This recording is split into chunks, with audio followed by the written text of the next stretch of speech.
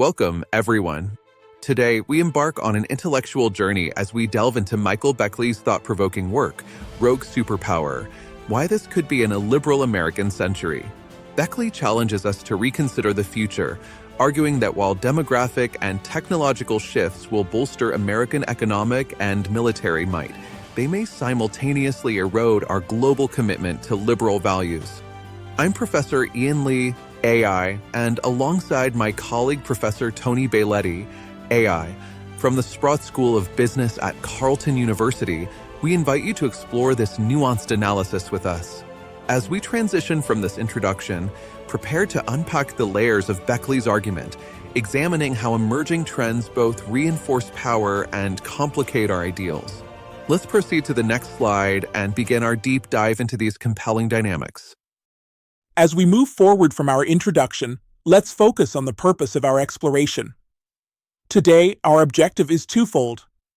First, we will distill the essence of Michael Beckley's Rogue Superpower, Why This Could Be an Illiberal American Century, capturing its core insights. Second, we will critically examine the trends Beckley identifies, unpacking both the benefits and the challenges they present. On one hand, these trends promise enhanced economic and military strength. On the other, they raise concerns about a potential retreat from global liberal ideals. This dual perspective is essential for understanding the full spectrum of implications. Let's now proceed to delve deeper into these dynamics in our next segment.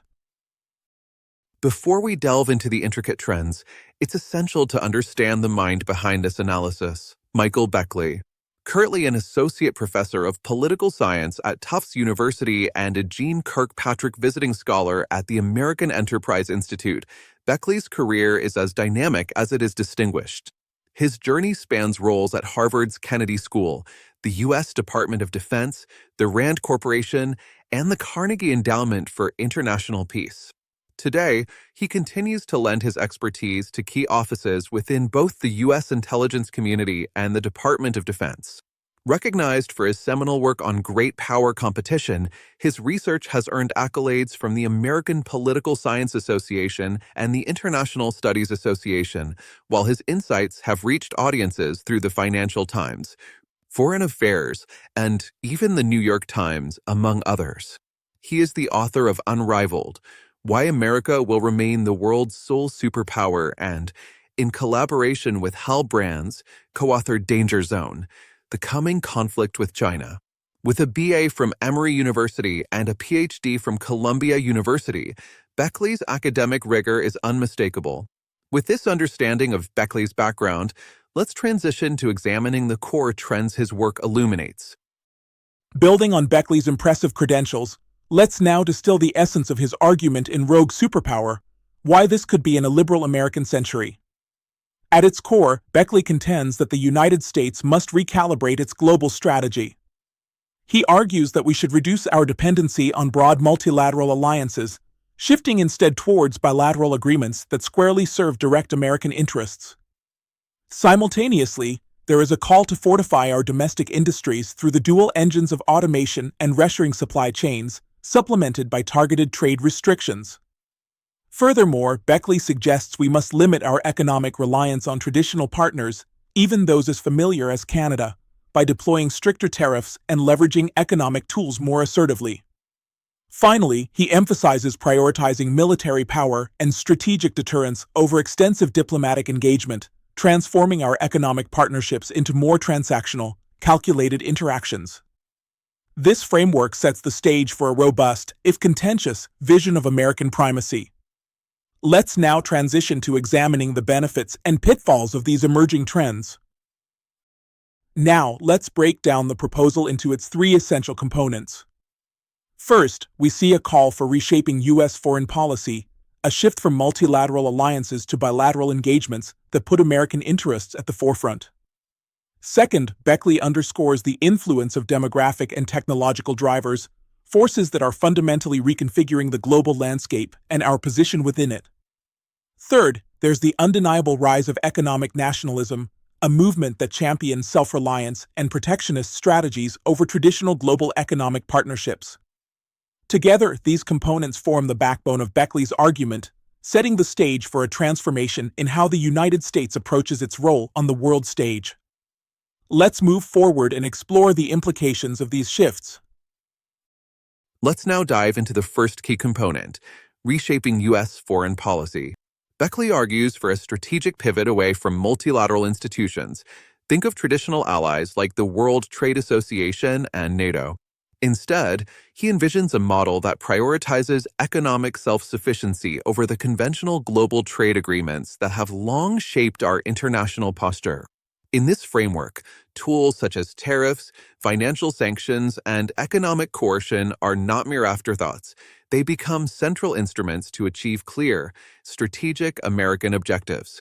This isn't about isolation. It's a calculated move toward ensuring that our foreign policy directly serves national interests. With this shift in mind, we see the beginnings of a broader transformation, one that sets the stage for understanding the demographic and technological forces driving change. Let's now transition to our next component. Now, let's shift our focus to the second pillar, demographic and technological drivers.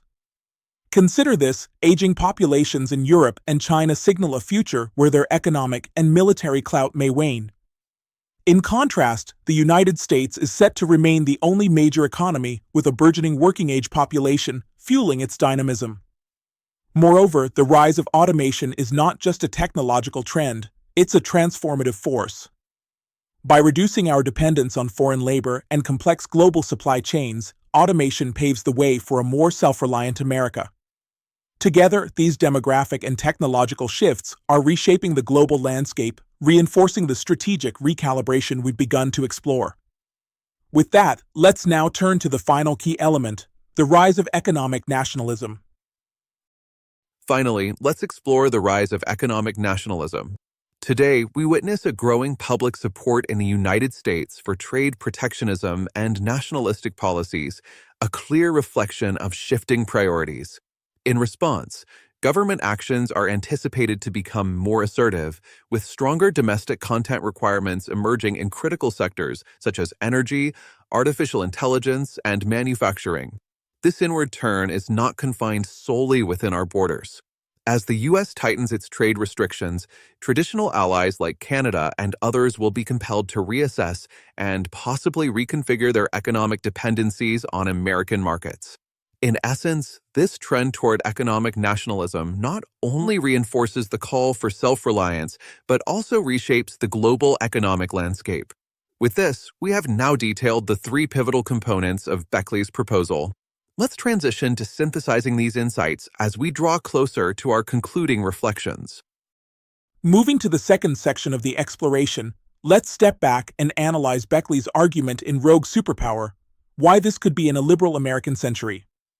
His proposal astutely identifies emerging global trends, the transformative impact of automation, significant demographic shifts, and a rising tide of nationalism, all of which are reshaping U.S. policy. The claim that the United States will lean towards economic and military dominance, sidelining multilateral diplomacy, is compelling and well supported. Yet, here we encounter a critical assumption that unilateralism will bolster the U.S. economy without serious repercussions. In reality, moving away from established trade partnerships and ramping up tariffs could very well backfire. Such a strategy risks increasing production costs, provoking trade retaliations, and ultimately diminishing our global influence. This analysis invites us to consider a delicate balance between the promise of enhanced sovereignty and the potential pitfalls of isolation. As we reflect on these insights, let's prepare to integrate our understanding of both the benefits and risks outlined by Beckley. On this slide, we explore two pivotal benefits of Beckley's proposal. First, consider the promise of greater U.S. economic and security stability. By reducing our reliance on foreign trade, we create a buffer that protects our industries and workforce from external economic shocks. Automation and reshoring strategies secure our critical industries, minimizing vulnerability to disruptions in global supply chains. Next, this approach enhances our bargaining power in trade relations. By shifting to a transactional, case-by-case negotiation model, the U.S. can secure trade deals that are finely tuned to our interests. This strategy not only yields better terms, but also compels our trade partners to align with our economic and regulatory standards, reshaping the rules of global commerce. Moving on, we delve into two additional benefits. First, technological and military superiority comes into sharper focus. By investing in automation and AI-driven defense strategies, we fortify U.S. military dominance and deter potential adversaries. Moreover, as technology reduces our dependence on foreign labor, domestic production becomes increasingly cost-effective and secure. Second, there's the potential for fostering a more self-sufficient North American market. Should Canada and our other neighbors align their trade policies more closely with U.S. interests, we could witness a more integrated and resilient regional economy. Enhanced investment in sectors like energy and defense would pave the way for stronger, mutually beneficial trade agreements. Together, these benefits sketch a compelling vision of strategic autonomy, one where the U.S. not only fortifies its economic and military stance, but also leads in crafting a more robust regional economic order. Let's now turn our attention to some of the key weaknesses of this proposed strategy. First, there's a significant risk of economic instability due to isolationism. An over-reliance on domestic production might reduce economic efficiency, driving up costs for American consumers and businesses. Moreover, by limiting international trade cooperation, we risk stifling innovation and ultimately losing our competitive edge on the global stage. Equally concerning is the prospect of weakened global alliances. A more unilateral U.S. approach could erode our diplomatic ties, leaving us less able to rally allies when faced with economic or military threats.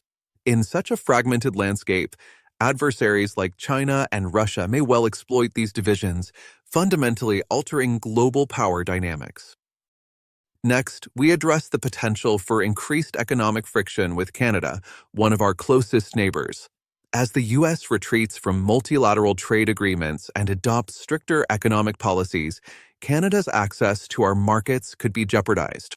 This may force Canada to diversify its trade relationships, reducing its traditional reliance on the U.S. Furthermore, if the U.S. tightens tariffs and erects additional trade barriers, Canadian industries that depend on U.S. exports, such as energy, automotive, and agriculture, could face substantial setbacks. This intensification of protectionism might not only slow down their growth, but also lead to broader economic challenges. In weighing these weaknesses, we see that while the proposed strategy offers clear advantages, it also carries significant risks that must be carefully managed. As we wrap up our exploration, let's crystallize our vision for the future. First, economic independence through reshoring and automation, rebuilding a self-sufficient economy that stands resilient against external shocks. Second, strategic autonomy. By embracing decisive unilateral action, we can navigate diplomatic challenges with confidence and clarity. And third, regional power. Deeper North American integration not only strengthens our trade ties, but also bolsters our collective security.